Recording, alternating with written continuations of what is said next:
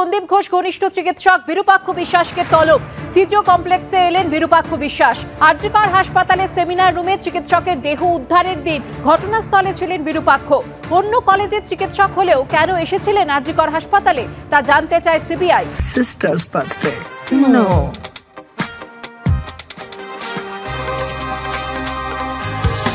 Wow, that looks fantastic. Monet passport দিও, ইশক কি নাই জুবান। কিছুক্ষণ আগে বিরূপাক্ষ বিশ্বাস তিনি সিজিও কমপ্লেক্সে এসেছেন সিবিআই তলবে। আরজিকর কাণ্ডের আবহে বিভিন্ন হাসপাতাল থেকে থ্রেট কালচারের অভিযোগ সামনে আসে। অভিযোগ ওঠে বিরূপাক্ষ বিশ্বাসের বিরুদ্ধেও। তাকে সাসপেন্ড করেছে স্বাস্থ্য ভবন। আর তারপর বিরূপাক্ষ বিশ্বাসকে আজ সিবিআই তলব করলো সিজিও কমপ্লেক্সে। কিছুক্ষণ আগে বিরূপাক্ষ বিশ্বাস পৌঁছে গিয়েছে, সেই ছবি আপনারা দেখতে পাচ্ছেন। একাধিক প্রশ্ন উঠে আসে। বর্ধমান মেডিকেল কলেজের চিকিৎসক ছিলেন বিরূপাক্ষ বিশ্বাস। যেদিন আরজিকর সেমিনার হল থেকে নিহত নির্যাতিতার দেহ উদ্ধার হয়েছিল, সেদিন তিনি আরজিকর হাসপাতালে কি করছিলেন সেই প্রশ্ন সামনে আসে। অন্য হাসপাতালে চিকিৎসক হয়ে তিনি আরজিকর হাসপাতালে কেন গিয়েছিলেন সেই প্রশ্নও সামনে আসে। এরকমই একাধিক প্রশ্ন নিয়ে আজ জিজ্ঞাসাবাদ করা হতে পারে বিরূপাক্ষ বিশ্বাসকে, এমনটাই সিবিআই সূত্রের খবর।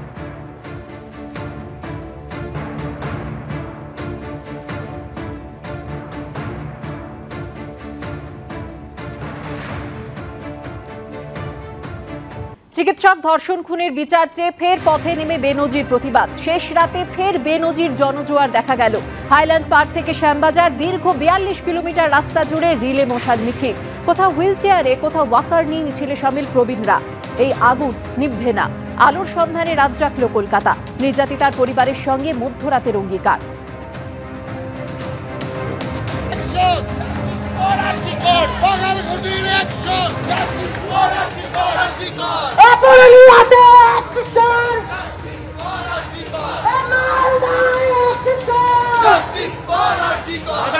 দর্শকদের বাঁচাই কে? 14 তলার বাড়ুচ্ছে। দর্শকদের বাঁচাই কে? 14 তলার বাড়ুচ্ছে।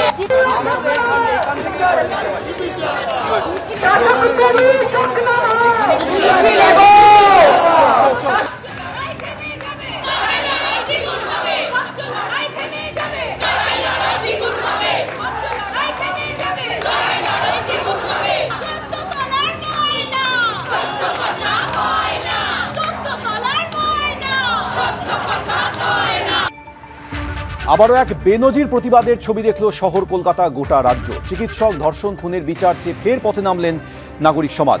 শেষ রাতে বেনজির জনজোয়ার। হাইল্যান্ড পার্ক থেকে শ্যামবাজার দীর্ঘ 42 কিলোমিটার রাস্তা জুড়ে হলো রিলে মশাল মিছিল।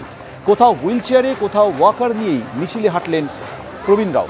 এই আগুন নিভবে না। আলোর সন্ধানে রাত জাগল কলকাতা। নির্যাতিতার পরিবারের সঙ্গে মধ্যরাতে অঙ্গীকার করলেন শহরবাসী।